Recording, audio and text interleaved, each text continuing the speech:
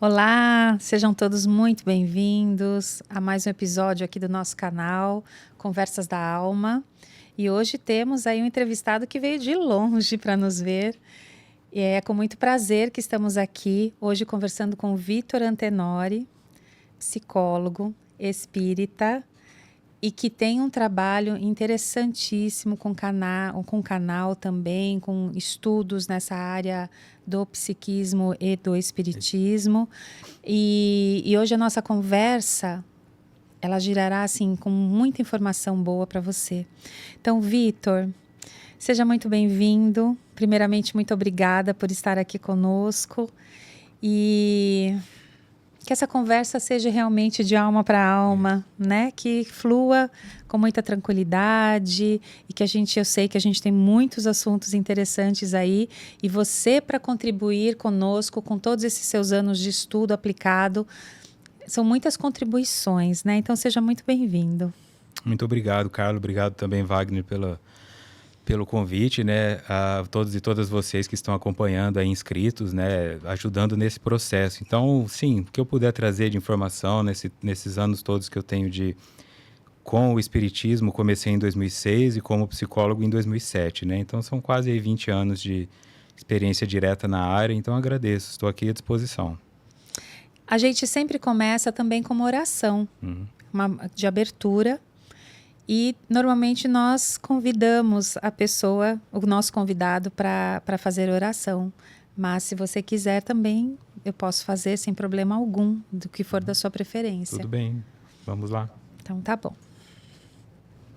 Agradecendo pela oportunidade de estarmos aqui trocando, aprendendo, construindo, semeando, fazendo um papel de conectarmos com energias que são positivas, de aprendizado. Que a nossa mente e nosso coração estejam abertos para essa experiência e de todas as pessoas que estão assistindo também possam ser alcançadas por essa vibração de percepção das dificuldades, das doenças, dos empecilhos, para que de alguma maneira essa conversa possa trazer insights, percepções e alguma iluminação, para que saiam desse caminho, se for um caminho de sombra, ou para que entendam por que estão num caminho de luz e consigam manter-se motivados para ficar nele. Que estejamos, então, parados neste caminho de aprendizado. Que assim seja. Graças a Deus. Obrigada. Vitor, então a gente sempre começa, né, em um tema aqui que a gente foi conversando, que a gente vai falar em busca da verdade, o sagrado em nós, que só por esse título já é uma conversa bem profunda, né? Mas a gente sempre começa perguntando ao entrevistado. Então, quem é o Vitor? Para que as pessoas que aqui estejam assistindo já possam começar a nos conectar aqui com as suas histórias. Então, quem é o Vitor? Conta um pouquinho para a gente. Quem está o Vitor, né? Quem está o Vitor? Eu acredito que nesse momento sempre fui um buscador. Desde criança mesmo, eu sempre fui um buscador. Eu cresci em Fernandópolis, interior de São Paulo, né? São 6 horas da capital. E eu ficava muito tempo no quintal de casa, porque interior pode ser esses quintais que são gigantescos, né? Mangueira, cajueiro.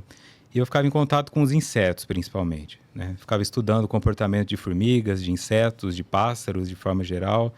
E muito tempo ali sozinho, brincando na terra, molhando a terra. Então, eu tinha sempre essa conexão de entender como as coisas funcionavam. Sempre interessado. Minha mãe é professora de língua portuguesa, então, antes mesmo disso, ela sempre teve muito interesse por literatura. Então, em casa, tinha muitos livros. Livros não era literatura infantil, né? Tinha Don Quixote, tinha Moby Dick, tinha Agatha Christie e tal. Então, eu acabava abrindo um livro e buscando alguma informação, Cecília Meirelles.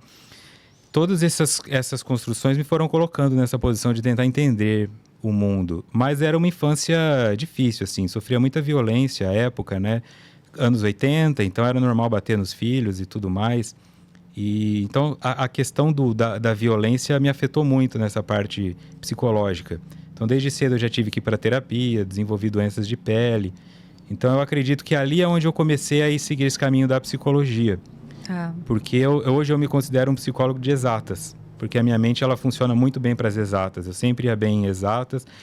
Então, o meu caminho foi justamente construir uma psicologia que funcionasse com um padrão de exatas, mais do que de humanas. a compreensão de padrões estruturais, né? Num sentido mais geométrico de como funciona a mente humana. E aí, nessa busca por um conceito religioso, eu fui passando por tudo, né? Começa no catolicismo. Ninguém era praticante de catolicismo em casa, mas fica aquela coisa, põe no catecismo, põe não sei o quê. E aí eu fui expulso do catecismo, porque as minhas perguntas eram inconvenientes, né? Eu não conseguia aceitar e tudo mais. Minha mãe me deixava no catecismo, eu ficava do lado de fora, porque ela não podia saber que eu tinha sido expulso. Nem sei se até hoje sabe que eu fui expulso, mas eu fui, né? Então não cheguei a crismar nem nada disso. Aí na adolescência eu fui procurando também informações nisso, passei até pelo ocultismo, né? São Cipriano, essas coisas todas que era considerado a parte sombria, até que eu tornei-me protestante da Igreja Adventista da Promessa e acabei expulso da igreja também.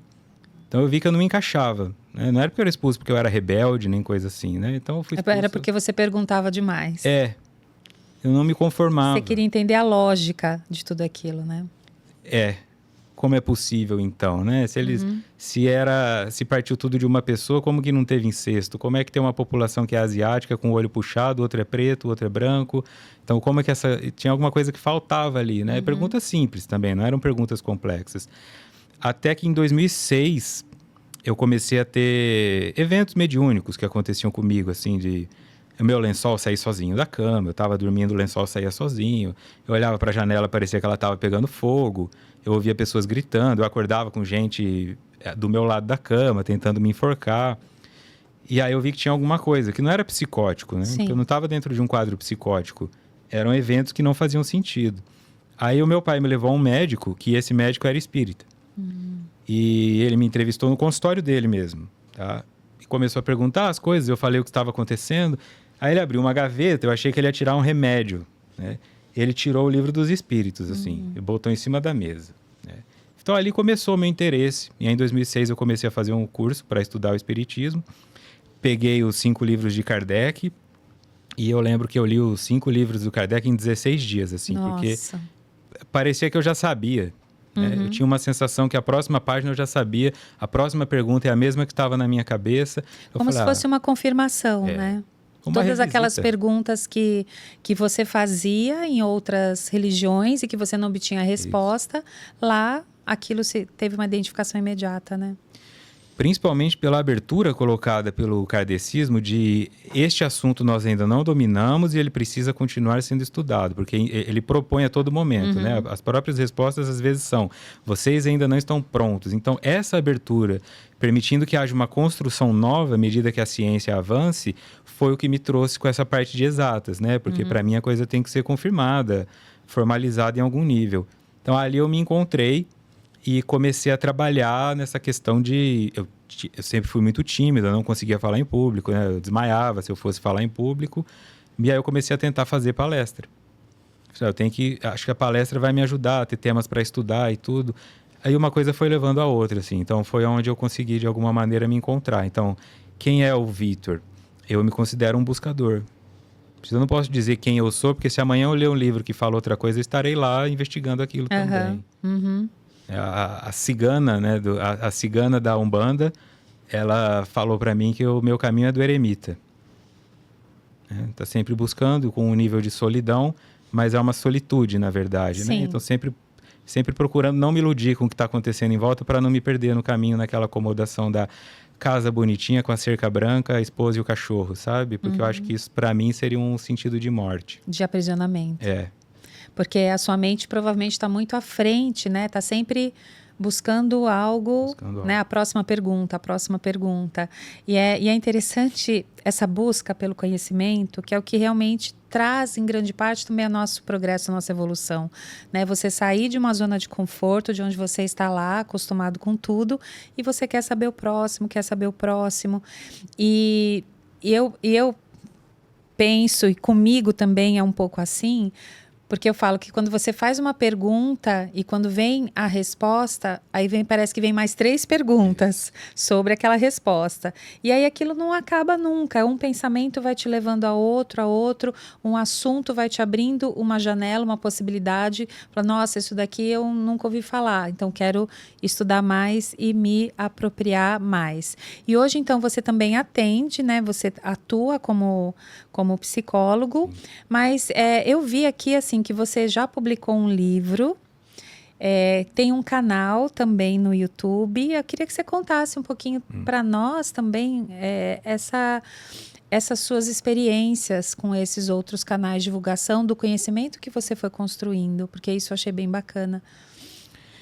O canal ele veio por uma necessidade, assim, né? Uma questão onde eu falei, bom, agora ou eu desisto ou eu enfrento. Porque em 2012 eu comecei na Rede Amigo Espírita, que era então a maior rede de espiritismo do Brasil, a única, na verdade, que ainda era site, né? Não tinha nem YouTube nesse sentido.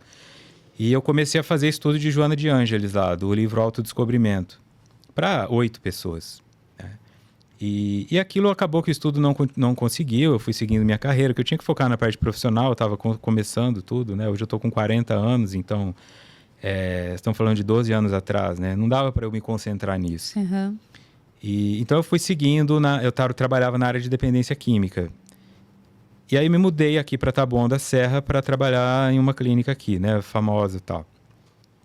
Só que em dado momento, quando as coisas estavam ajeitando, eu estava com 2 meses dentro da empresa e tem aquele período de 3 de experiência, eu falei, vocês vão me contratar ou não vão? Vamos. Então eu aluguei uma casa em Taboão da Serra e o contrato era de 1 ano e eu tinha só o dinheiro para o próximo aluguel.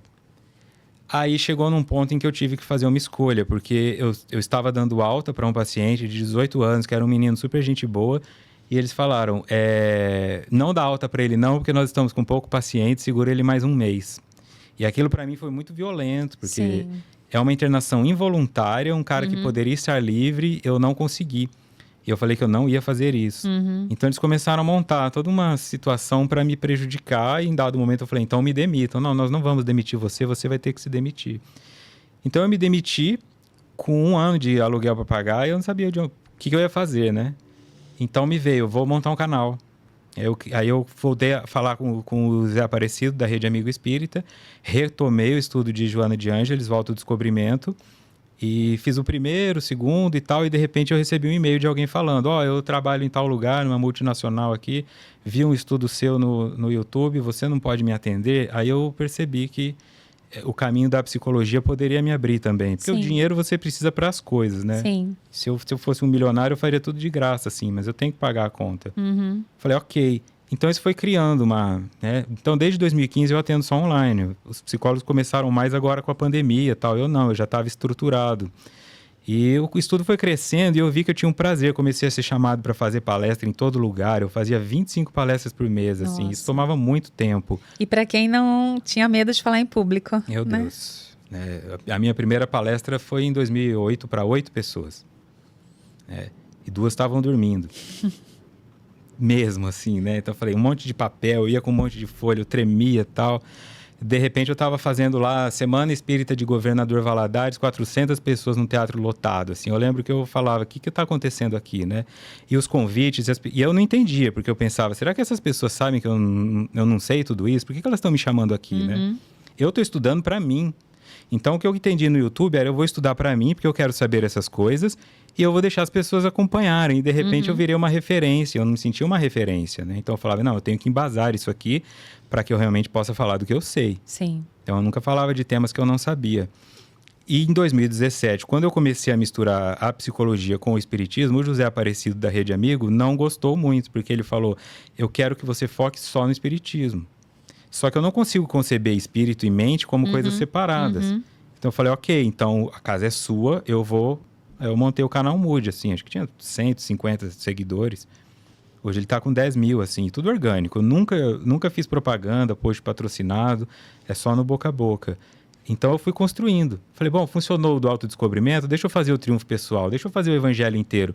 Então tem o evangelho inteiro estudado lá, sem pular nenhuma linha, o livro dos espíritos inteiro.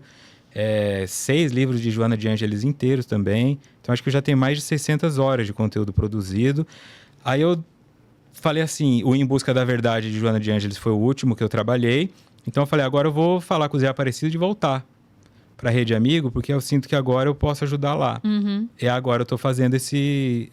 São aulas que eu dou ali na Rede Amigo Espírita que se chamam Jornada Interior, onde eu falo um tema específico, eu vou ensinando sobre aquele tema dentro da psicologia, conectando isso com o espiritismo. Está no 5º episódio. Porque nós não temos como desconectar, né?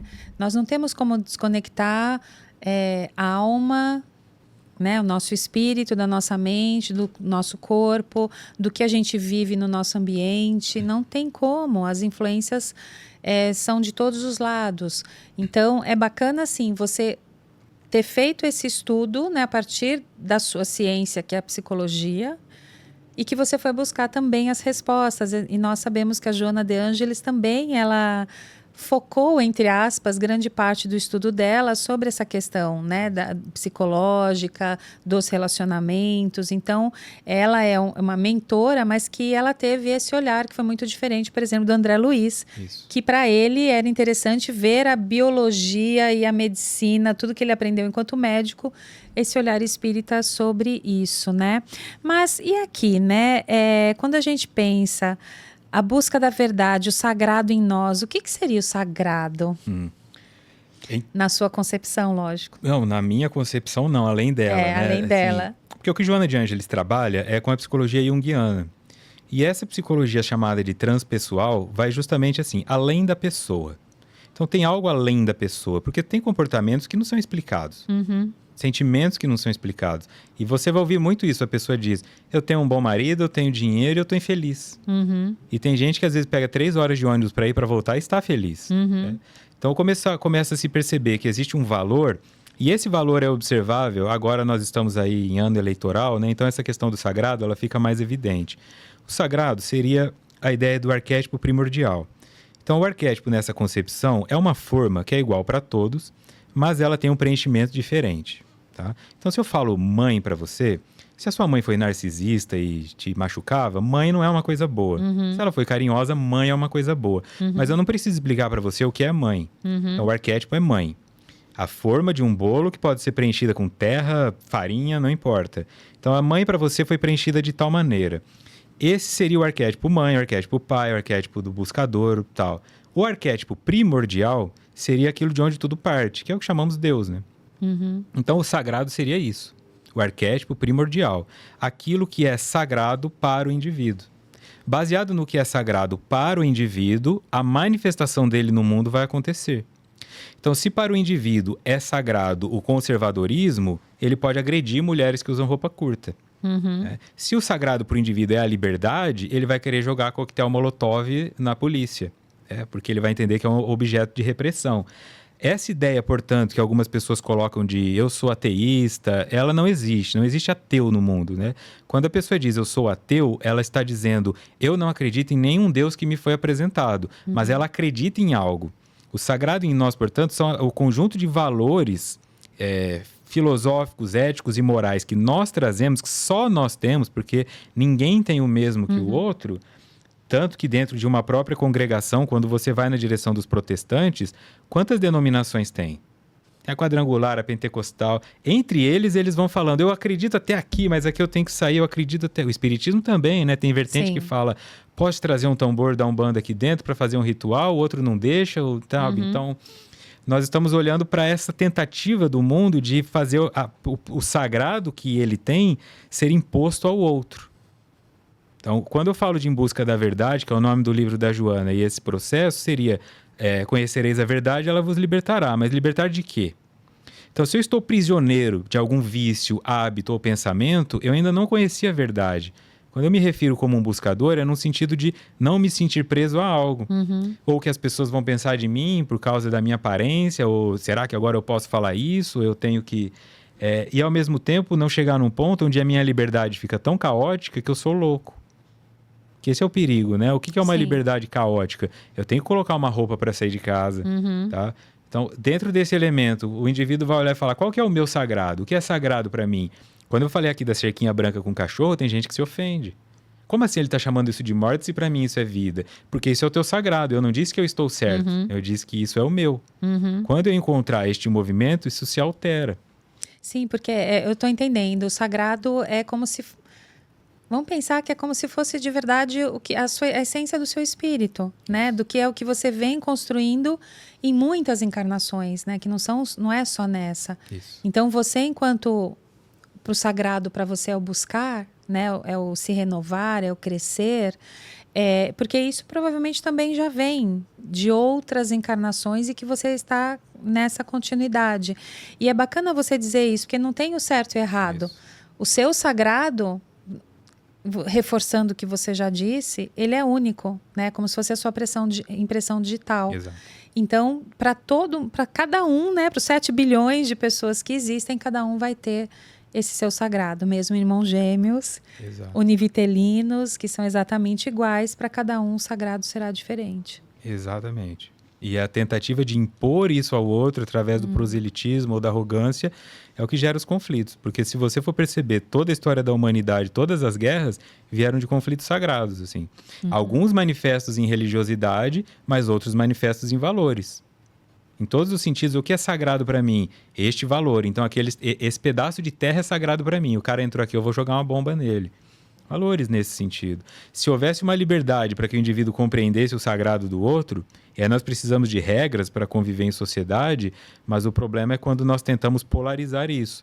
Por isso eu disse em ano eleitoral, né? Nós temos aí a democracia, que ela é uma ditadura de maioria. 51% querem isso, 49% terão que engolir isso. E os 51% ficam, tal. Depois, quando isso inverte, eles ficam irritados. Então, por que nós não trabalhamos num sentido de uma expansão, onde você não tem que ter 49 pessoas insatisfeitas, que elas estão irritadas, frustradas, porque aí emergem esses indivíduos que não têm poder de liderança.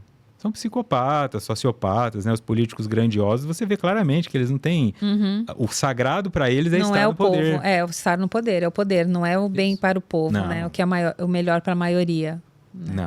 Não tem. Porque você não pode pensar em um melhor para a maioria se você não conhece a maioria. Você não conhece a maioria. E a diversidade disso, né? Então, pensando em tudo isso, assim, até... retomando isso da política, e aí agora uma pergunta, né? Como você fala que sempre existe essa polaridade, como que a gente faz um caminho, né? Qual que seria uma busca, um caminho para que as pessoas se aceitassem nessa diferença? Porque essa polaridade, a gente vê, não é só em relação à política, é em relação a tudo, né? A um jogo de futebol, a cor da pele, ao seu gênero. Etarismo, que agora também é moda, entre aspas, né? Que está surgindo também essa questão das pessoas mais velhas com as pessoas mais novas.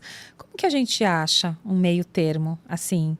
Eu sei que essa pergunta é de milhões, né? Que ninguém consegue resolver isso, mas o que seria um caminho, uma sugestão para que eu, cidadã comum, pessoa que também quer aprender e crescer, a lidar com todos esses outros sagrados? Isso é possível de se ensinar desde criança?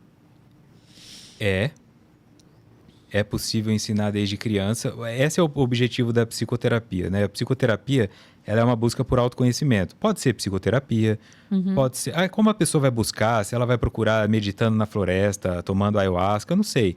Mas o objetivo o indivíduo ele vai buscar um caminho que para ele faz com que ele se conheça. Hoje eu estou com 40 anos, tá? Se eu encontro um rapaz de 20 anos, eu tenho que entender que ele vai me achar velho. Porque com 20 eu achava alguém de 40 velho, e com 40 eu posso achar alguém de 60. E as pessoas ficam reforçando isso, né? Você fala para uma pessoa...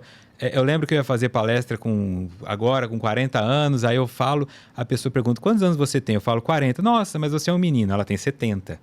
Para ela eu sou um menino. Então, quando eu tinha 20, eu era menino demais. Aí parecia que é um negócio. Então, nunca acaba. Se você é muito novo, você é um gênio. Aí você tem que corresponder à genialidade. Se você está na meia-idade, tudo bem. 160, acho que esse cara já está. Então, seria aqueles que já passaram por aquilo, pela idade principalmente, eles têm que entender quem não passou ainda. Porque o que não passou ainda não é obrigado a me entender. Ele não sabe que eu tenho 40. Agora, se eu já fico com 40 anos pensando, essa juventude está perdida, as músicas que eles gostam não prestam, os valores... isso fica complicado, porque eles vão se sentindo rejeitados, eles têm que se unir entre eles, e aí você já cria uma nova dualidade, uma divisão. De aceitação, de não ficar irritado com pessoas que são mais idosas, de não ficar irritado com pessoas que têm alguma deficiência ou que professam outra religião. Então, como aprender isso primeiro? Eu preciso saber qual é o espaço que eu ocupo no mundo. O que é sagrado para mim? Então, é a casa com cerquinha branca? Constrói ela. Constrói ela. Se ao teu lado tiver um cara que é solteiro e fica recebendo uma mulher diferente por dia fazendo festa, o som tá te incomodando, chama a polícia. Mas incomodar-se pelo estilo de vida dele não é um problema dele. É um problema seu. Então, eu vou me irritando porque o outro não é como eu. Isso cria em mim uma animosidade e pela animosidade eu vou me juntando com pessoas que são parecidas comigo e assim, essa dualidade vai se formando, essa polarização vai se formando. Quando o indivíduo está polarizado, ele precisa de uma voz que agrida o outro. O primeiro que aparecer falando, vota em mim ou então me elege para qualquer coisa que eu combato aqueles, ele recebe tudo. E aí depois você vê pelo cenário de trás que na verdade ele está dando a mão para aquele cara que ele falou que ia agredir e você se sente sozinho de novo. Então, isso vai fazendo com que as pessoas fiquem solitárias. Então, o que era uma dualidade vai virando uma solidão. Eu não confio mais em ninguém. Você vai andando na rua, você vê alguém passeando com o cachorro, com uma mão na coleira e a outra no celular. A pessoa não consegue mais passear com o cachorro prestando atenção no que está fazendo. Tá? Então, esse isolamento, essa dificuldade de lidar com a diferença de pessoas acaba fomentando a dualidade, acaba fomentando polarizações e, de forma geral, nós precisamos trabalhar dentro de uma pacificação. Ou seja, eu tenho que me conhecer o suficiente para não ter sombra em mim, para projetar em você e entender que você não é obrigado a estar pronto e nem a pensar como eu. Se eu conseguir respeitar o seu espaço, naturalmente eu quebrei a dualidade. Eu não preciso ser seu amigo, mas eu não posso olhar para você de um tom de superioridade. E é o que eu vejo que as pessoas estão fazendo muito hoje. E cada vez mais, né? O que eu sinto, assim, que essas dualidades, essa falta de aceitação do outro, eu não sei se ela está maior ou se ela está... antes o que podia ser mais velado, hoje ela está mais pública. Hoje eu percebo assim que as pessoas, elas não têm mais receio de falar, de se mostrar contra. O que talvez antes fosse só em pensamento, hoje já é mais para ação. Não sei se você concorda, mas eu acho que assim... A gente fica pensando, né? E até nós que somos espíritas, nós sabemos de todo esse processo de que a humanidade vem passando ao longo, que agora, né, tanto se fala um planeta de provas e expiações, que está no momento de transição para a regeneração. Então, a tendência é que tudo isso meio que seja aflorado para que as pessoas comecem de fato a se entender. Mas pensando em todas essas questões da dualidade, a gente tentando trazer um pouco o espiritismo também para essa conversa, o que a doutrina nos traz, que luz que a doutrina nos traz para essa questão agora que você colocou de dualidade, enfim, de tudo isso? Talvez essa percepção do planeta de regeneração, tá? Porque quando nós falamos de uma promoção, a ideia de uma promoção ou de uma evolução, a mente tende a fechar isso, que seria fechar uma gestalt, né? A imagem, ela se fecha de uma maneira perfeita. Regeneração significa recriar e significa também regenerar feridas. Se nós estamos num planeta de provas e expiações, significa que nós estamos batendo um no outro. Porque eu tenho que ser provado, eu não gosto do meu resultado, eu fico com inveja de quem passou em primeiro porque pegou minha vaga, eu tenho que passar por uma expiação, então eu nasço com uma deficiência, uma limitação, que pode ser orgânica, como nós estamos vendo agora na Paralimpíada, ou pode ser feiura. Nascer feio é difícil. Né? Se você pensa numa pessoa que nasce feia, ela quer o amor, mas ninguém olha para ela. Isso é frustrante, porque você vai sentindo uma raiva, então eu fico ferido. Complexo de inferioridade, complexo de superioridade, psicopatias. Ok, o que significa então passar para um planeta de regeneração? Significa que aquele campo de batalha agora será um hospital. Então, eu começo a entender, olha, eu estou ferido demais para machucar você, eu vou lamber minha ferida, você lambe a tua, vai vir alguém aqui que é o médico, que é a enfermeira, que é sistematicamente... Compreender que um planeta de regeneração não é um mundo superior. Sim. Então, se nós precisamos ir em direção à regeneração, só ficará neste planeta aqueles que estão fazendo o trabalho de se cuidarem das feridas que já têm. Mas se eu acho que eu estou pronto e você é errado e eu começo a te subjugar, eu estou iludido, porque eu estou causando ferida. Isso Sim. é provas e expiações. A dualidade acaba quando nós olhamos um para o outro e entendemos assim, ok, talvez aquela pessoa tenha um problema com a alimentação dela.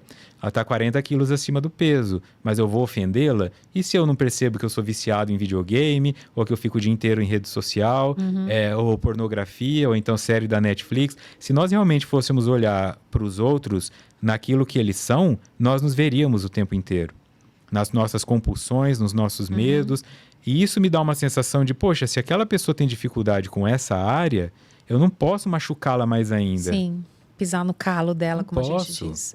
A pessoa que tá gorda, ela sabe que tá gorda. Ela vai comprar roupa e não serve, ela vai sentar, a roupa sobe. Não sou eu que vou falar para ela, você tá gorda. Ela sabe, então ela já tá sofrendo com aquilo e eu ainda vou ficar... Mas talvez ela seja ali 40, 50 quilos acima do peso e seja gentil com os 8 gatos que ela adotou e seja um ótimo tio e seja uma... Então eu não tenho como conceber isso. E o cara que tá ali todo musculoso, não sei o que, ele maltrata todo mundo e tal. Então eu percebendo o meu papel no mundo, o espaço que eu ocupo e que se eu quero ir para um planeta de regeneração, eu tenho que me ver como doente, não como médico, eu consigo chegar lá. Agora, se eu acho que eu sou o médico que vai curar todo mundo, então eu sou só um louco com um estetoscópio no pescoço. Nossa, quantas coisas para nós pensarmos, né, Vitor? Porque a gente fica pensando, né? É lógico, o primeiro caminho é, como você falou, é esse autoconhecimento, você saber as suas próprias feridas e tentando curá-las na medida do possível. Então, esse é o primeiro ponto. O segundo ponto é não ferir os outros. Então, você não provocar feridas nos outros ou aumentar a ferida que eles mesmos já possuem. Mas a gente pensando assim, além disso, né, quando a gente também fala fora da caridade, na salvação, amar a Deus como a si mesmo, amar ao próximo, não fazer por outro que você não gostaria. São todos, assim, frases que a gente escuta muito e que o Evangelho traz de forma explícita, né? Ele mostra os caminhos, mas como é difícil nesse percurso. Por isso que eu te perguntei se a gente consegue aprender, se a gente consegue ensinar os nossos filhos a ter uma conduta que machuque menos os outros e que também que saiba curar das suas feridas, ou seja, impedir um pouco que os outros te machuquem, você conseguir lidar com essas questões, né? Então, como que a gente, enquanto pais, poderia ajudar os nossos filhos pequenos a já crescerem se preparando para uma regeneração? Sim. E não só ficar na prova e expiação. Esses são os pontos de... O que essas passagens que você citou, elas referem? Humildade. Então, humildade, tem essa coisa de achar que humildade é ser bonzinho, humildade é ser pobre. Não, humildade é você saber quem você é e não esconder isso. Você é gênio da comunicação? Tudo bem. Não tem problema você falar, eu sou um gênio da comunicação. O problema é quando você fica, ai gente, eu não sou tudo isso. Isso não é humildade, né? Isso é uma arrogância, porque eu tô tentando, todo mundo tá vendo, ninguém é imbecil. Então a ideia de amar ao próximo como a si mesmo, talvez esse seja um ponto que eu vejo que é mal analisado por muitas pessoas. Eu amar o próximo como a mim mesmo significa que eu não vou dar para o próximo nem mais nem menos do que eu me dou. Então, se eu estou na minha casa e minha casa é um pouco bagunçada e você vai visitá-la, eu não tenho que arrumar minha casa para te receber. Se eu como miojo todo dia, eu não posso fazer uma lasanha para te receber, porque eu tô te amando mais do que eu me amo. Isso é uma mentira, eu não vou conseguir sustentar por muito tempo.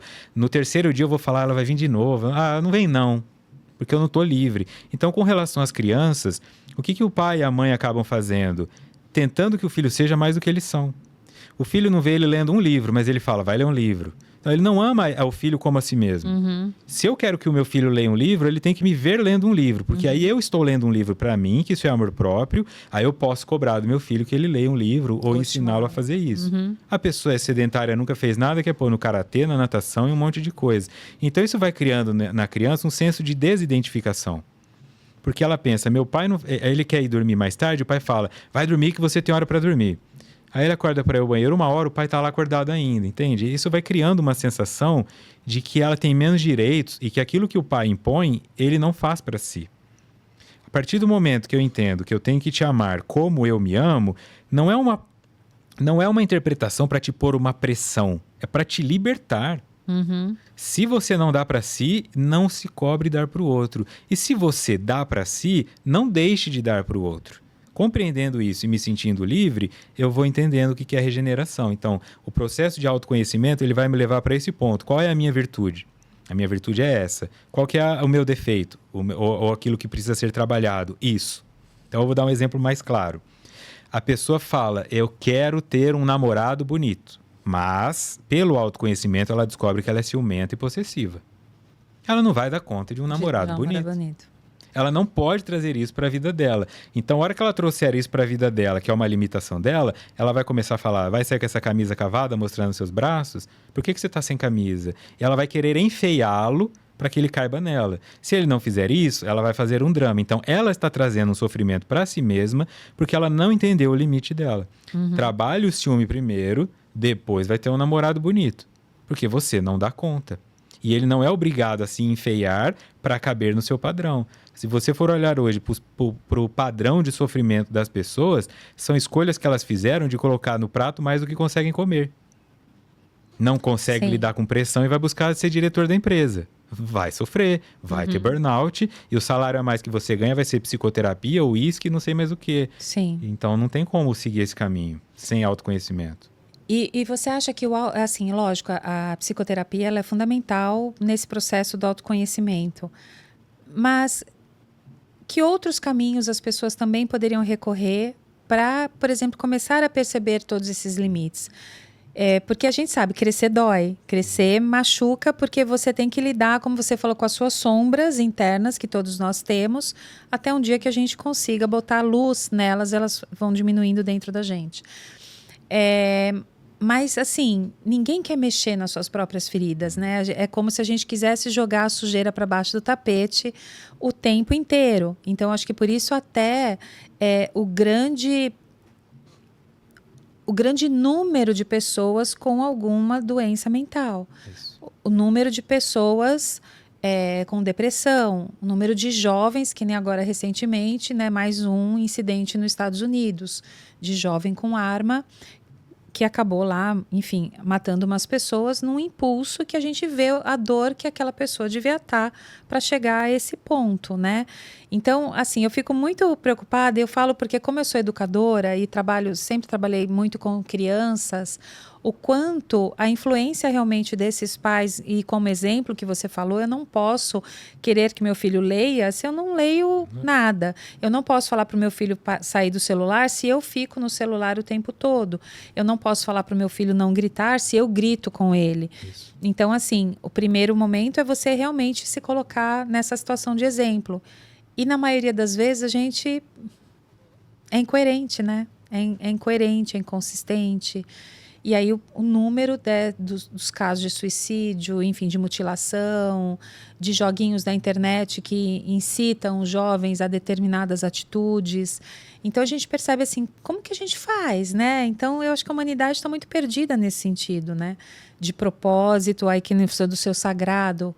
Eu acho que ninguém nem sabe qual é o seu sagrado na vida. Porque nunca se fez essa pergunta. O que é sagrado para mim? Aquilo que eu não abro mão. Isso. Outras coisas eu consigo ser maleável, mas e o que é aquilo que eu não abro mão da minha vida, né? Que aquilo é sagrado para mim. Então, o que a gente faz? A gente busca, porque você falou de incoerência, inconsistência, isso tudo é da inconsciência. A maioria das pessoas que chegam para a terapia, elas chegam como vítimas. E no meio da terapia, elas descobrem que elas são algozes. Ah, meu marido, meu filho, minha sogra, mas e você? E você? Não, mas eu. Então, sim, eu não tenho como... Tanto que eu, como psicólogo, tenho que fazer terapia. Eu não posso ser meu psicólogo, o cirurgião não pode se operar. Então, não dá para mexer na própria ferida, porque dói muito. Você precisa de alguém que não esteja sentindo aquela dor. É a enfermeira que vai dar injeção em você. Você se aplicar a injeção é muito mais difícil. Então, foi isso que eu disse no sentido da dualidade. Nós temos que buscar, nós somos seres gregários por natureza, então nós nascemos para conviver em sociedade, porque você vai me ajudando. Só que eu tô com uma ferida, eu tenho vergonha de te contar, porque eu acho que você vai me julgar. Eu não conto para ninguém. Antes ainda tinha o confessionário do padre e tal, hoje as pessoas não confiam nem no padre mais. Então você não tem para quem contar. As pessoas estão contando isso pro cachorro e pro gato. Elas chegam em casa e ficam dialogando com o cachorro, com o gato. Elas não falam mais com outras pessoas. E aí elas vêm para terapia e mentem, escondem. Tem gente com 1 ano em terapia até começar a falar a verdade. Porque quer testar. Fala coisa pequena agora, se o psicólogo não tiver ética, eu vou ficar sabendo. É uma luta muito grande. Então, esse isolamento leva a ferida não se cura, não se curando, ela cresce, a dor aumenta e você começa a ficar mais irritável, aí você vai precisar se automedicar. Então, rede social é dopamina, comida é serotonina, sexo também é dopamina, você tem adrenalina nas situações de andar de moto, passando num corredor. Excessos de exercício. Excesso de exercício, as pessoas estão se drogando, muita maconha, muito álcool, certo? Então, o que você passa e você vai ver é bar. Bar, todo bar tá cheio. Quer ganhar dinheiro hoje, abre um bar. Se você abrir qualquer coisa, alimentação vegana, não vai. Você vai à falência, dependendo. Então, se você oferecer para a pessoa um recurso para ela se automedicar, e aí nós criamos um estigma com isso, né? Está se drogando, sim, mas farmácia chama drogaria. Com o que você se droga? Você se droga com aquilo que termina com ol, álcool, canabinol, você está buscando um ansiolítico. Então, você sofre de ansiedade. Você se droga com algo que termina com ina, dopamina, nicotina, cocaína, você tem depressão. Então, você está buscando um antidepressivo. Se elas tirassem o estigma da droga, parece que é feio usar droga, e entendessem o tipo de medicação que elas estão buscando, elas já teriam uma ideia da doença que elas trazem. Só que se eu não trabalho minha ansiedade, ela vira ataque de pânico.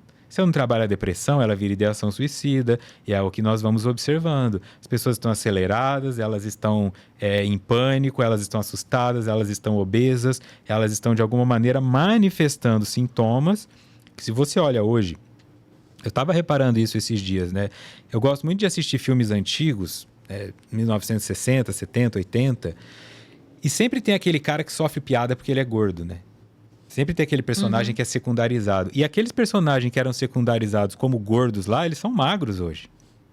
Era cara 10 quilos acima do peso. Ele era o gordo da turma. Hoje, qualquer pessoa que está 10 quilos acima do peso é vista, tá bem, ela tá bem. Então, olha só como nós fomos nos drogando de gordura saturada e tudo mais. Isso é drogadição. Sim. É uma percepção de um prazer rápido e instantâneo. Então, por que eu estou usando essa droga? Se você for capaz de compreender o que é sagrado para você e que se você está se drogando é porque você está com dor, você não encontrou o seu sagrado. Ou seja, você não é livre. Se é a verdade que liberta e você não é livre, você está vivendo uma mentira. Porque é o indivíduo que nasceu para ser pescador, mas está tentando ser CEO. Não vai encaixar. Vá ser o melhor pescador que você puder, mas não adianta tentar se encaixar aqui porque você vai ter um carro esportivo melhor. Então, se eu conseguir entender qual que é a minha função no mundo, como as formigas entendem, né, que é o que eu estudava, a minha função é pegar folha e levar. Eu não quero ser soldado, eu não quero ser rainha. Mas nós ainda temos isso, que é o chamado do ego, que é essa parte consciente de nós. Eu quero ser destaque. E o que se destaca hoje? Se é corpo, eu quero ter um corpo legal. Se é dinheiro, eu quero ter dinheiro. Se é posição. Mas por que eu quero me destacar se eu vim aqui para me incluir? A mediocridade é o caminho da cura, né? Ser mais um. Mas todo mundo quer ser o primeiro.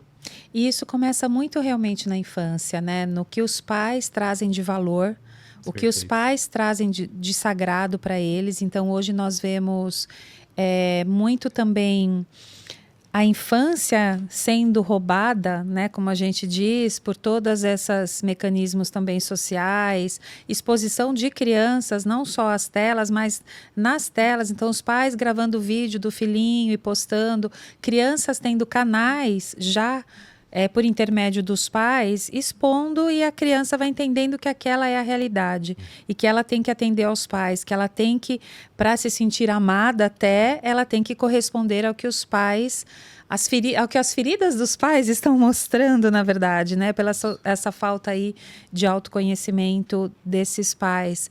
E aí, sempre assim, é um grande nó, né? Mas todo nó tem as suas pontas para a gente começar a desatar. Então, o primeiro caminho seria realmente um autoconhecimento desses adultos, para que eles, então, pudessem ter uma educação mais livre, no bom sentido, não de sem disciplina, mas libertária, da criança poder ser o que ela desejar ser. Então, nem toda menina quer ser bailarina e nem todo menino quer ser jogador de futebol.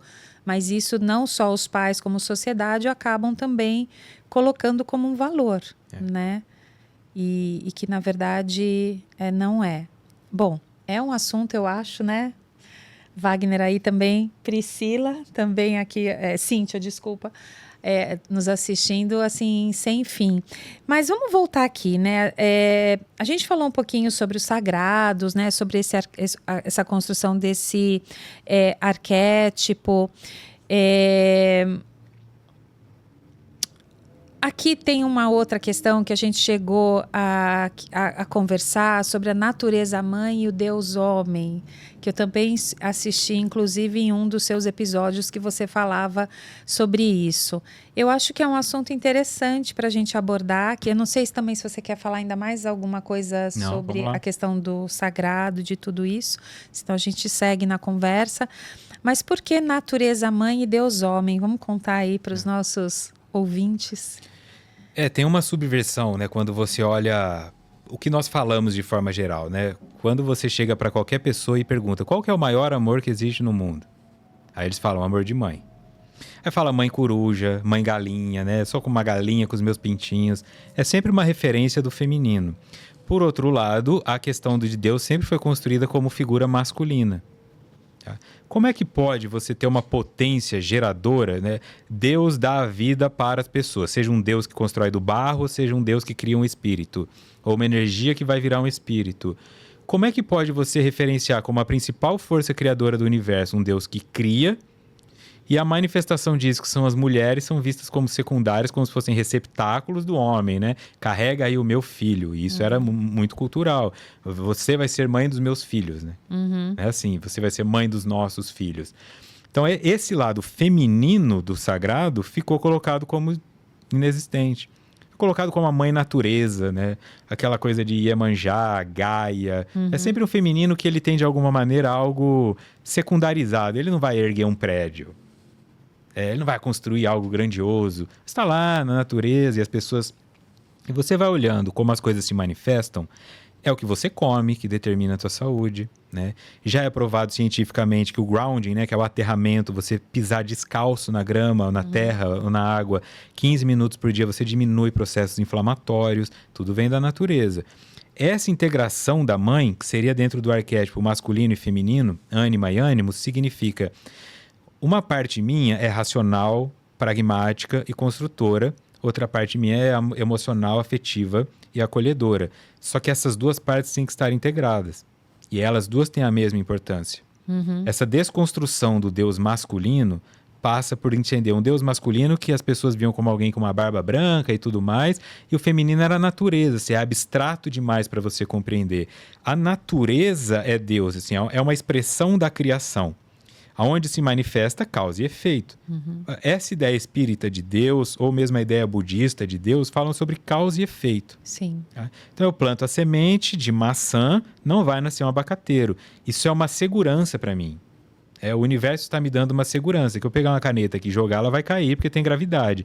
Eu posso ficar jogando ela até amanhã, ela nunca vai voar. Isso é Deus. Essa é a parte geométrica, matemática da expressão de Deus. Quando eu compreendo a maneira como a natureza se relaciona, quando o ser humano não interfere, as árvores certas nascem no bioma certo, que os animais, eles se encaixam, é o predador que come e tal.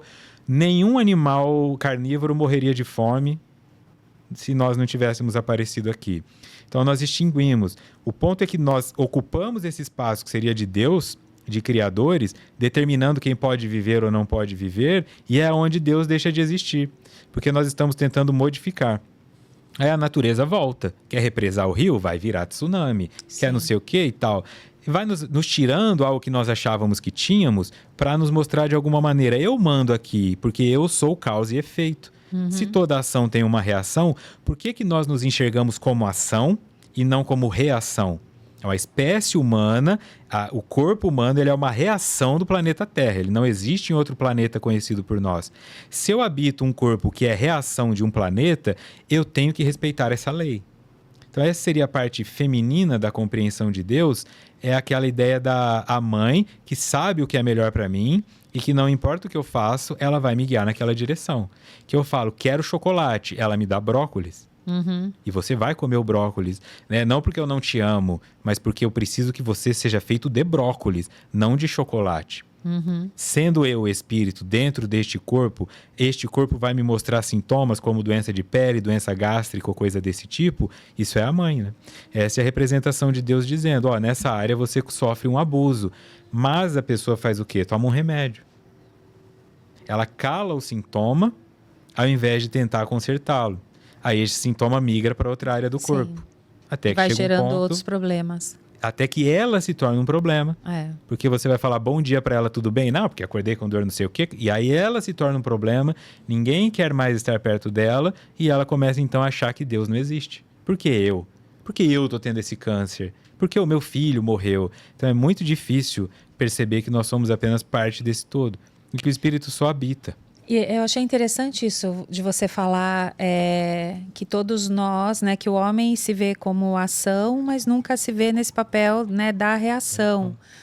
E que esse é um grande problema hoje que nós enfrentamos até em relação a essas questões ambientais que estão ocorrendo.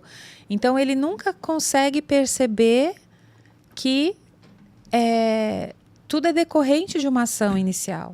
Né, que a gente está vivendo, que a gente está vivendo hoje no nosso planeta, e eu não estou falando só de um caos de humanidade, mas também de um caos ambiental, de clima e de tudo mais, e que as pessoas não estão percebendo que é uma reação a todas essas ações. Né? Então, eu lembro assim, outro dia uma pessoa falou, porque o ar está irrespirável por causa disso, daquilo. E aí, um dia anterior, eu tinha tido uma discussão com essa pessoa sobre etanol ou gasolina. Não, eu coloco gasolina porque rende mais. Aí eu falei, então você não pode reclamar do ar que você está respirando. Exato. Então, né? Então, se você coloca o etanol, porque é uma energia um pouco mais limpa, né? E assim, eu não vou nem entrar nos méritos de mobilidade urbana, de carro elétrico, nada disso, que não é o assunto, mas das pessoas entenderem que diariamente as escolhas dela que vão determinar o caminho e as reações do que elas estão plantando. Como você falou, de planta uma macieira, não dá para esperar um abacateiro, né? Que nasça aí um pé de abacate. Mas eu achei muito interessante isso. E aí eu gostaria até de falar uma fala que eu escutei numa aula, enfim, de uma palestra de um grande CEO do Brasil e uma pessoa que eu respeito muito, uma pessoa muito íntegra, muito ética na carreira dele. E ele falou assim, nenhum homem vai fazer um esforço contínuo se o objetivo for difuso. Ele falou essa frase. Então, você não vai parar de ter determinados atos, mudar o seu comportamento, que você vai salvar o planeta. A gente precisa salvar o planeta. A gente precisa, porque o microplástico, porque o plástico, então vamos deixar de usar o plástico. Então, se o objetivo é muito difuso, né, a gente não tem essa perenidade nas nossas determinações. E aí isso ficou muito marcado em mim, porque eu acho que é um grande problema mesmo, quando a gente pensa em tudo isso que a humanidade está vivendo. Então, eu falei assim, não, né? O que é de todo mundo, a gente não cuida. Eu vou cuidar do que é meu. Não sei se isso te parece algum... Olha uma incoerência, né, que eu observo aqui. Quando se você for trocar um pneu, ou se você for mexer com planta, né, ou se você for limpar a caixa de areia do gato, você fica com aquela mão suja. Sabe aquela mão suja que, enquanto você não lava ela, você não tem um alívio, ou você está suado e precisa tomar um banho, ou você está com sede e toma essa água na temperatura de riacho, assim? Isso é uma satisfação inexplicável, que nada dá. Não tem como. Então, nós estamos falando de água. E as pessoas desperdiçam água. Então, isso não é nem difuso. É assim, ela não... eu vou tomar um banho. Outro dia um indivíduo falou para mim, eu sei que os ecochatos não gostam disso, mas no banho é onde eu medito, então eu fico 45 minutos. Nossa. Eu não tenho problema de você ficar 45 minutos no banho, mas essa água também é minha. E você vai ficar sem ela. Então, tem relatórios da WWF que cuida dessa questão ambiental, que eles mostram que nós estamos gastando mais do que está sendo recolocado e a cada 200 mil pessoas que nascem, só 100 mil morrem. Não vai fechar essa conta. E quando essa conta não fechar, nós vamos para esses cenários apocalípticos, desses filmes como Mad Max, onde o Vingador do Futuro, do Arnold Schwarzenegger, né, que o cara tem uma latinha com oxigênio e só o rico respira oxigênio, porque o pobre está lá e tal. Está acontecendo. Sim. E as pessoas, elas não percebem como se não fosse parte delas. Ah, dane-se as tartarugas. Não é dane-se a tartaruga, né? Você observa esses indivíduos que fazem esses programas de sobrevivência extrema e eles vão para uma ilha isolada lá na Indonésia, tem uma tonelada de plástico lá. E ele pega o plástico, está lá, 1977. Então, assim, não vai fechar essa conta, né? Se essa conta não fecha, o que vai acontecer? Nós já estamos quase em 8 bilhões de pessoas no planeta. E as pessoas estão querendo ter filho, ter filho, ter filho, ter filho. Não faz um controle de natalidade, não pensa no que significa isso. Então, é preocupante. Então, mesmo que seja difuso algumas coisas muito... o Sadhguru, por exemplo, um guru indiano, ele tem como foco a regeneração do solo. O nosso solo, então ele fala... uma laranja tinha tanto de vitamina C, hoje ela tem nada. Então, assim, o solo. Nós não temos solo, o solo que produz o alimento, nós somos o que comemos, nós estamos ficando desnutridos. Sim. Antes você chegava na casa de uma pessoa de 60 anos, tinha lá remédio, né? Hoje é de 25, tem que ter suplemento de B12, suplemento de ferro. Então, cadê isso tudo? Nós perdemos. Agora, o que vai acontecer com essa geração? Qual é o sintoma disso no desenvolvimento cerebral dessas crianças? Tá? Eu vi esses dias também no shopping a mãe falando assim para o filho, e isso para mim é um negócio absurdo. Enquanto você não comer o nugget, você não ganha o sorvete. Ou seja, é punição com punição e ela chamando de prêmio. Um nugget que é uma fritura triturada de que não presta. De sei lá o que tem lá dentro. Eu né? sei, porque eu trabalhei em frigorífico. Vegetariano eu já achava um absurdo, mas como carnívoro eu já achei mais. E aí ela ainda vai ganhar um sorvete. Era uma criança de 7 anos gorda. Ou seja, como que ela vai se desenvolver sem nutrientes? O cérebro dela, o emocional dela. Então, se isso tudo não está sendo levado em conta, eu presumo uma fase assim que seria aquela idade das trevas, né? Só que agora não mais no nível intelectual, no nível emocional. As pessoas vão ficar perdidas, vão ficar ansiosas, ninguém mais sabe exatamente o que fazer, como fazer. A geração atual acha um absurdo trabalhar de segunda a sexta, estudos mostram que é realmente absurdo. Então, assim, eu vejo essa fase de transição, que às vezes as pessoas ignoram a transição, não é uma coisa que começa hoje e acaba amanhã. É um ajuste doloroso. Por séculos, às vezes. Por séculos. Que quem não se adaptar a ele, não, eu não vou me adaptar, Deus vai me tirar daqui e vai me jogar em outro planeta. Não se adaptar é você virar aquela pessoa que fala assim, porque no meu tempo, o seu tempo é hoje. Você pode ter 90 anos, o seu tempo é hoje. E se você ficar falando no meu tempo... Você vira aquela pessoa que não sabe usar celular, não sabe usar aplicativo, aí vai tomar golpe no banco, toma golpe do Pix. Ou só fica na reclamação e não continua nesse processo de evolução. Exato. Né? Porque com 90 anos a gente tem a chance ainda de continuar evoluindo todos os dias, né? Se você fica preso só ao passado do meu tempo, o tempo hoje é outro. E isso é uma questão que dentro de muitas casas espíritas tem sido trazida para essa discussão. Né? Porque mesmo o evangelho, né, toda a doutrina kardecista foi escrita em 1800 e pouco. Então, a gente tem que fazer uma revisitação para o que é agora em 2024. O evangelho foi escrito há 2000 anos atrás. Então, lá eram por parábolas para aquela realidade do que as pessoas viviam. Mas será que a gente não pode fazer um outro estudo para o que hoje a humanidade precisa? Então, o que são aquelas palavras importantes? Sim, não nego. Sim. São norteadores importantes, mas para a atualidade de hoje. Então, mesmo quando a gente fala, né, da caridade, muitas pessoas acham que caridade é você realmente se colocar nessa posição, meio de São Francisco de Assis. E não precisa ser assim. Né? Você pode exercer ajuda ao próximo de inúmeras maneiras. E isso já é um ato de caridade. E desde que, como você falou, que a gente não tem essa presunção, esse orgulho, olha, eu vou te ajudar porque eu posso te ajudar. Isso, né? De posição acima do outro. Isso não é uma verdadeira caridade. Eu acho que talvez, pensando em tudo isso que você disse, e aí você me fala, né? Por isso que é uma conversa... Talvez o maior ato de caridade seja realmente para a gente descobrir o nosso sagrado, em primeiro lugar, e entender o sagrado do outro.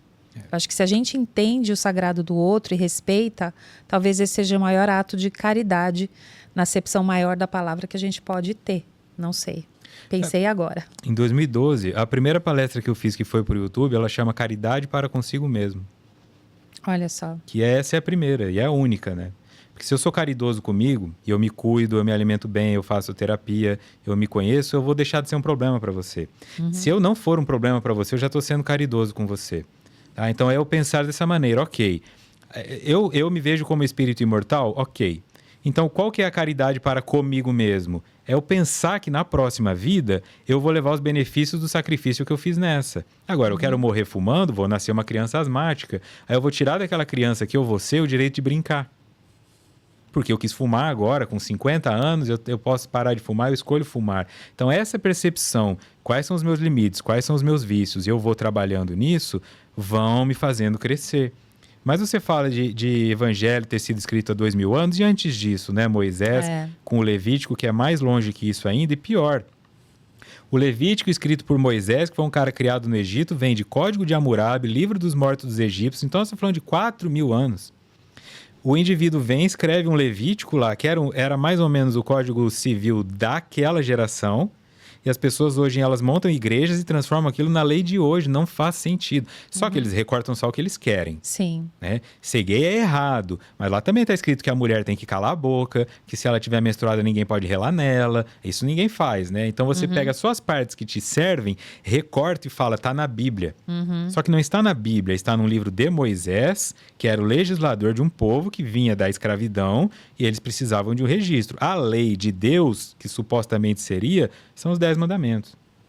Os 10 mandamentos, eles são globais, né? Sim. Não matará, não roubará, tudo bem. Mas lá não está escrito se o homem deitar com o homem, ele está errado. Ou então se tatuar o corpo, você vai para o inferno.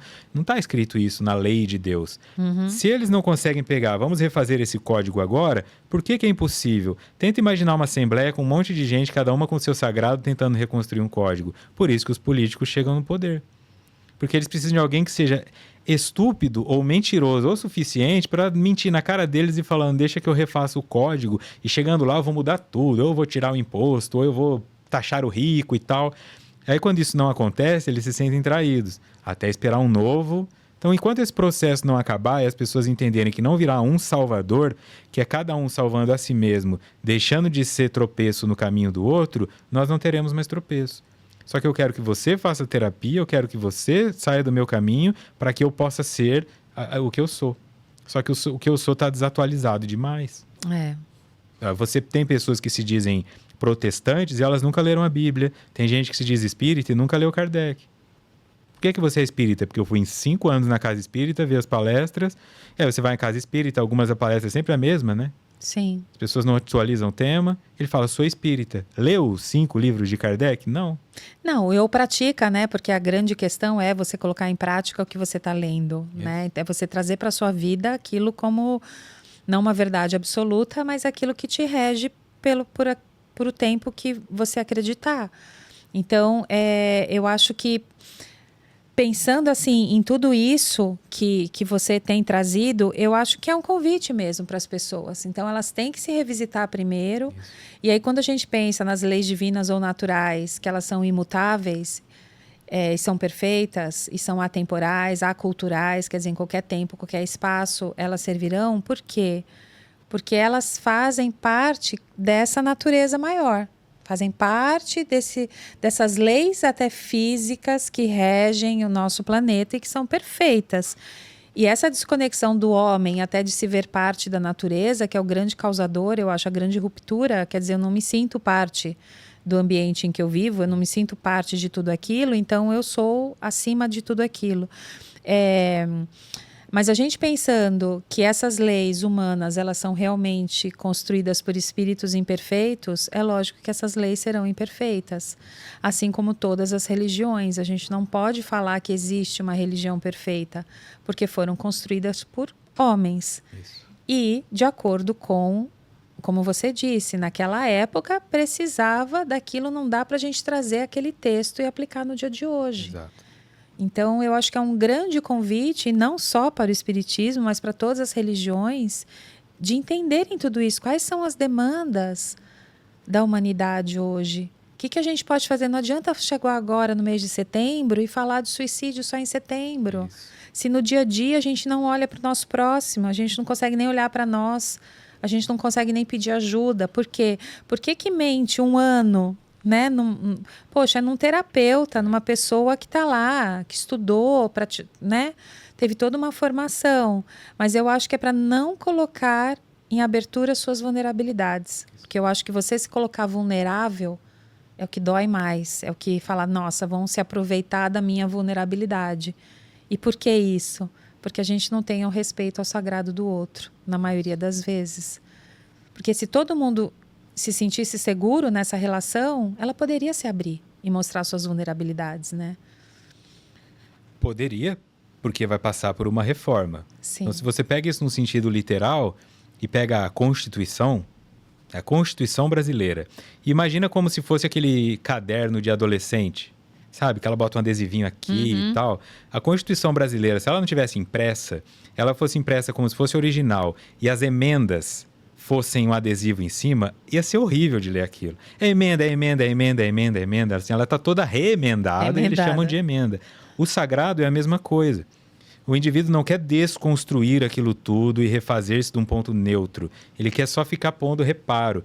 Então é aquela coisa assim, apareceu uma mancha de infiltração na parede. Eu pinto ela ao invés de trocar o cano. Vai vir um pedreiro aqui, ele vai chegar atrasado, vai quebrar. Ele vai fazer poeira, sujar. Isso. Então eu não quero. Aí acontece que essa emenda em algum momento ela colapsa. Aí vem a doença.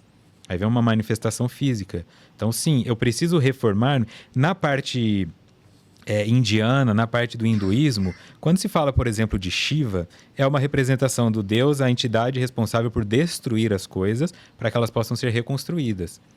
E quando fala que Shiva é o Deus da destruição, algumas pessoas ficam com medo, parece que ele está vindo. E não, é isso, né? É esse destruir. Olha, nós vamos ter que colocar você no zero. O que você foi até aqui, ok, mas agora nós vamos precisar colocar você no zero. E a maioria das pessoas, elas são aqueles carros com placa preta, né? Assim, de carro antigo. Nunca mexeu, só fica polindo e tal. Mas está na hora de atualizar. E esse medo de realmente ir lá a fundo e destruir-se mesmo, é vulnerabilidade. É aqui que está oca a parede, marreta aqui. Nós não vamos conseguir mexer nisso aqui. Tá oco, tá cheio de cupim, tá cheio de pensamento destrutivo, tá cheio de estigma, preconceito, racismo, homofobia, xenofobia. E isso vai retrazendo todo um processo de falar, por exemplo, com o feminino, que se fala, empoderamento feminino é a mulher virar dona da empresa. Não tem a ver sobre isso, porque o dono da empresa, um cachorro treinado vai ser um homem ou uma mulher. O empoderamento feminino no sentido é o homem começar a trabalhar a parte feminina dele na psicoterapia.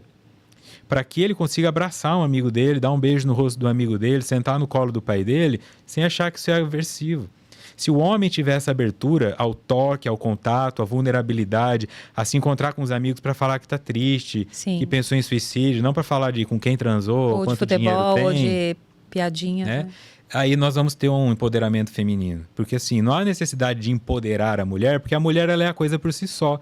Ela consegue ter filho, ela suporta dor, ela suporta oscilação de humor, ela suporta TPM, né? Então o trabalho que a mulher tem que fazer é o trabalho que ela já faz. Se temos 8 bilhões de pessoas no mundo, é porque 8 bilhões de mulheres aceitaram a tarefa. Tá? O homem ele tem que fazer esse trabalho de empoderar o feminino nele. De não se sentir vulnerável ou menor porque ele está triste, porque ele está chorando, porque ele chorou assistindo Pontes de Madison e achou aquilo lindo. Não, quando esse trabalho for feito, nós teremos esse caminho. Então ainda tem esse bloqueio de um masculino que acha que ele tem que ser forte, não entende e que... perfeito, né? Mas essa é a perfeição, é o todo. É incluir a vulnerabilidade. O ser sem vulnerabilidade, ele é utópico, ele é ilusório. O ser perfeito é o ser que a vulnerabilidade, ele reconhece ela, faz o que o espiritismo diz, né? Reconhece o verdadeiro espírita pelo esforço que faz. Se nós formos trazer para a linguagem disso, em melhorar as suas dificuldades e vulnerabilidades. Mas como é que eu posso melhorar isso se eu não trago isso para o cuidador? Então, não só a pessoa faz 1 ano de terapia mentindo, como ela ainda paga por isso. Não faz sentido. Não faz sentido. Mas é o que acontece. Sim. E em muitas áreas, né? Não só na terapia, pensando quantas pessoas... E eu, agora voltando em mim, que você pagou a nutricionista para ela te organizar e você tá comendo a paçoquinha escondida. E mente, né? De você mesmo, né? Então, é algo assim que realmente...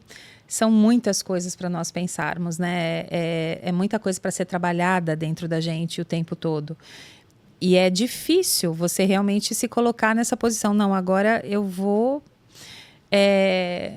assumir, inclusive, essas minhas vulnerabilidades. Não vou fazer isso porque eu não vou dar conta de fazer a nutrição. Eu não vou dar conta de seguir o plano do exercício. E isso, já de você já falar para você que você está botando luz naquilo e falando, não, esse é o meu limite, eu não consigo, já é você botar luz do que você ficar se enganando. Não, eu não vou fazer terapia agora porque eu não me sinto pronto para mexer em determinadas áreas da minha vida. Então, por enquanto, eu vou levando. Isso. Eu acho que esse já é um passo até maior do que aquele que fica, de novo, continuando a jogar a sujeira embaixo do tapete o tempo todo, né? Sim, porque você pode até dizer assim, você tem um problema no seu relacionamento e você não quer fazer psicoterapia. Mas você pode ir num grupo de sagrado feminino, cerimônia com cacau, constelação familiar, sei lá, você faz indiretamente, você está só assistindo, se você não dá conta. Ou mesmo você fala na psicoterapia, este tema eu não quero trabalhar. Ou você fala para nutricionista, eu não vou parar de comer paçoca. Você consegue se adaptar a isso? E você vai gerando uma adaptação. Mas às vezes a pessoa faz nesse sentido mesmo. Ela está num relacionamento abusivo, aí ela sai, termina com o cara, volta e tal. Depois de um mês ela fala, então, na verdade eu voltei com ele, mas eu não quis te falar porque achei que você ia me dar bronca. Mas que psicólogo que dá bronca? E é uma perspectiva tão clara que dentro da minha linha de trabalho, se a pessoa chegar para mim e falar assim, olha, eu estou com dificuldade porque eu estou traindo a minha esposa. A pergunta que eu vou fazer é, você quer que eu te ajude a não sentir culpa por traí-la? Ou você quer que eu te ajude a parar de traí-la? Porque não é problema meu a tua moral. É problema meu que eu quero parar de sentir culpa para conseguir trair em paz. Eu vou ajudá-lo nisso. Mas a pessoa fica com o próprio medo, projeta esse Moisés, né, que se eu não for perfeito eu vou ser jogado para fora dos muros do castelo, e aí ela vem mentindo para si mesma, para a psicoterapia, e a pior parte é aquela que depois ainda fala que a psicoterapia não serviu para nada. Que não serviu para nada. Então, fiquei 1 ano, não serviu para nada. Nem a religião, nem a psicoterapia, nem o casamento, nada. Porque nada vai ajudar. Não se entrega. E, bom, nossa, agora que eu tô vendo aqui, né? Gente, a conversa é infinita. Meu Deus, que delícia. É tão bom quando é assim. Vitor, então tem o seu canal, ele chama Mude, né? M-U-D-E. E tem um significado, que é uma sigla. Isso. Eu não lembro. Mentalize, una, desenvolva, ensine. Que o objetivo é pensar sobre um tema, várias pessoas, unir os pensamentos, desenvolvê-lo de uma forma que possa ser ensinado e ensiná-lo. Olha, que bacana. Porque era um grupo presencial, era o grupo Mude. Então eu pegava profissionais de várias áreas, nós pensávamos em temas importantes, assim, como que o cadeirante faz para se locomover na cidade? E aí nós pensávamos em alguma coisa para depois passar isso adiante. E aí se transformou depois no seu canal Mude. Então lá no canal Mude, as pessoas que acessarem vão encontrar vários episódios de tudo isso que você falou, de todos esses estudos, de livros, palestras, seminários, né? Então é bacana. Então, para você que quiser conhecer um pouquinho mais os pensamentos aí do Vitor, também siga ele nesse canal. Eu já assisti algumas palestras suas e, enfim, eu gostei bastante. E para justamente ter esse convite para reflexão. Porque eu acho que você começar a refletir sobre algum assunto é o que vai te abrindo as portas para outros assuntos. E aí vai nesse progresso, né? Gostaria de agradecer mais uma vez, Vitor, por você estar aqui conosco. Para nós sempre é uma honra. Sempre quando quiser, as portas estarão abertas para a gente se aprofundar em tantas questões da psique, né? Da psique humana. Ligando o espiritismo, trazendo também o que a doutrina espírita nos traz como luz e como reforço, você analisando de uma forma lógica, eu achei isso muito interessante, né? Você trazendo também a terapia de uma forma lógica para que as pessoas também possam aí se entender cada vez melhor. Então, não sei o que você gostaria de falar, mas para nós a gente já está se encaminhando aqui, infelizmente, para o final. Só agradecer pelo convite, pela oportunidade, agradecer pelo servir de vocês, né? Vocês que estão vendo aí, vocês estão vendo talvez uma mesa aqui, mas isso aqui é uma estrutura enorme, muito bem pensada para divulgação, muito bem pensado para servir mesmo a sociedade, a comunidade. Então isso é uma forma de caridade, todo o empenho que foi colocado aqui. Então, muito obrigado, né, por me deixar fazer parte de algo tão bonito que com certeza vai impactar positivamente na vida de muitas pessoas, que esse é o objetivo mesmo, né? Promover uma mudança. Sim. E Eu acho que é bom a gente encerrar, porque a gente falou de tantas coisas difíceis, mas entender que tem um caminho, né? Eu acho que trazer um pouco dessa paz também para as pessoas, para que não gere uma ansiedade maior com as nossas falas aqui, mas deixar claro, né, que tudo tem o seu tempo para acontecer, que cada um, se colocar luz num pedacinho só, né? Resolve aquele pedacinho. Então não vai querer que nem quebrar todas as paredes da casa de uma vez. Então vai lá só na infiltração, quebra, conserta aquilo, aí depois o liquidificador quebrou, vai lá, conserta o liquidificador. Não vai querer quebrar todos os pilares da sua casa, porque senão aí realmente, né, não dá conta. Então que a gente deixa aqui também essa palavra de consolo, entendendo que quem está passando, né, por alguma situação tem que procurar ajuda. Ajuda de um terapeuta, ajuda numa casa, ajuda de um amigo. Conversar já é o primeiro caminho, né? Conversar sobre, eu acho que é o primeiro caminho para se buscar ajuda, né? Então, obrigada, Vitor. Obrigada aí a todos que nos estão assistindo. Se gostou, fez sentido, segue o Vitor também, segue a gente, compartilha, porque quem sabe esse vídeo possa chegar a quem realmente necessita ouvir. Então, o compartilhamento, ele é muito importante para todos nós, porque de repente tem alguém lá sozinho e escuta uma palavra que faz sentido e já é uma janelinha que abriu para essa luz entrar, né? Então, obrigada, Vitor, mais uma vez. Obrigado. E as portas estão abertas. Até mais.